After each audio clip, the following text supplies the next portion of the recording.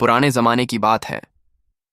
पेशावर और उसके इर्द-गिर्द के इलाकों के लोग कारोबार की गरज से अक्सर अफगानिस्तान के दारुल-हुकूमत काबिल और दीगर शहरों का रख करते थे। ऐसे ही दो आदमी पेशावर से काबिल पहुंचे और वहां गोश्त बेचने का काम शुरू कर दिया।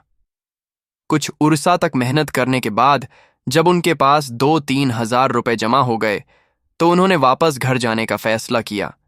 उन्होंने अपना सामान बांधा, पैसे एक थैली में डाले और पेशावर की तरफ चल पड़े। रास्ते में एक अंधा फकीर नजर आया जो दर्द भरी आवाज में कह रहा था, हाय अफसूस, किस्मत ने मुझसे दौलत भी छीन ली और आंखों की रोशनी भी। काश मुझे भी एक बार अपने हाथ पर रुपया रखने का मौका मिल जाए। वो बार बार यही अल्फाज दोहरा रहा था।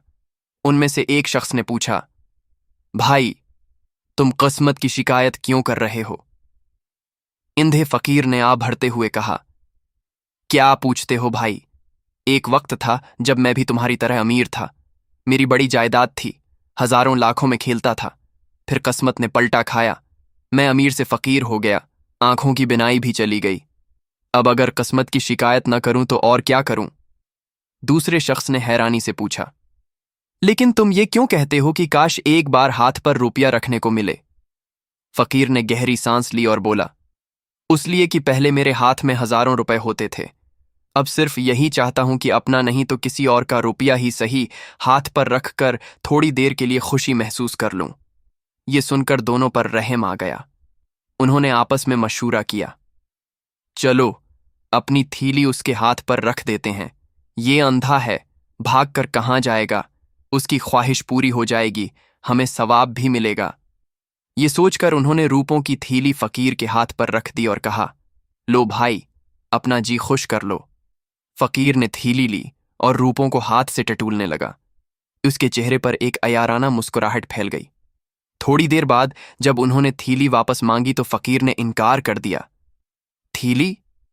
कौन सी थैली? ये तो मेरी सारी उम्र की कमाई है। वो दोनों हैरान रह गए।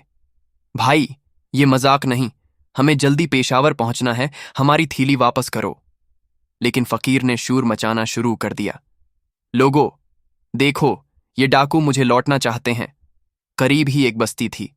लोग दौड़े दौड़े आए और इन दोनों को डाकू समझकर पकड़ लिया। उन्होंने सारा वाकया सुना लेकिन किसी ने यकीन न किया। आखिरकार उन्हें बादशाह अमीर अब्दुर्रहमान के दरबार में पेश किया गया। बादशाह ने पहले फकीर की बात सुनी, फिर दोनों शख्सों से पूछा, तुम क्या कहते हो? उन्होंने सारा माजरा सुना दिया। बादशाह ने गौर से सोचा, फिर एक बड़ी कड़ाही मंगवाई और हुक्म दिया, उसमें पानी डालो और उबालो। जब पानी खूब गर्म हो गया तो बादशाह ने कहा, थैली खोलकर रुपए पानी में डाल दो। ऐसा ही किया गया। फिर बादशाह ने कड़ाही के करीब जाकर पानी की सतह को गौर से देखा और मुस्कुराकर हुक्म दिया, रुपया उन दोनों को वापस दे दो।